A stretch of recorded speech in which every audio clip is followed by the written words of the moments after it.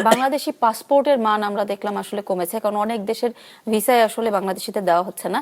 আর সৌদিতে থাকা ৬৯,০০০ রোহিঙ্গাকে বাংলাদেশি পাসপোর্ট দেওয়ার সিদ্ধান্ত নেওয়া হয়েছে। পুরো বিষয়টা পুরো আপনি যদি এই যে পাসপোর্টের দাম যে কমেছে, এটা হচ্ছে হাসিনার আমলের কাহিনী, এটা আমাদের নতুন না। আপনি ইউএইতে যে আরব আমিরাতসে যে যেতে পারে না মানুষ, সেটা ২০১২ সালের থেকে কাহিনী। ওরা তো ওই সময় এমনভাবে নিউজগুলো চেপে রাখতো, কাউকে দিয়ে করাতেও দিত না। এখন এসে আমাদের সময় আপনারা এই কথাগুলো শুনছেন, বিকজ এই কাহিনীগুলো তখনকার কাহিনী।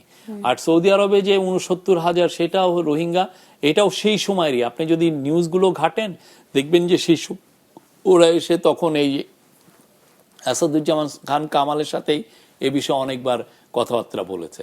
এটাও নতুন কিছু না। আমরা জিনিসগুলোর একটা মানবিক দিক দিয়ে সবগুলো দেখছি। এটা আসলে রোহিঙ্গাদের পাসপোর্টের মান আমরা যদি আমাদের এই যে যদি আমরা আমাদের মর্যাদা পুরো গ্লোবাল কমিউনিটির কাছে বাড়াতে পারি, পাসপোর্টের মান বাড়বে, কোনো সন্দেহ নাই।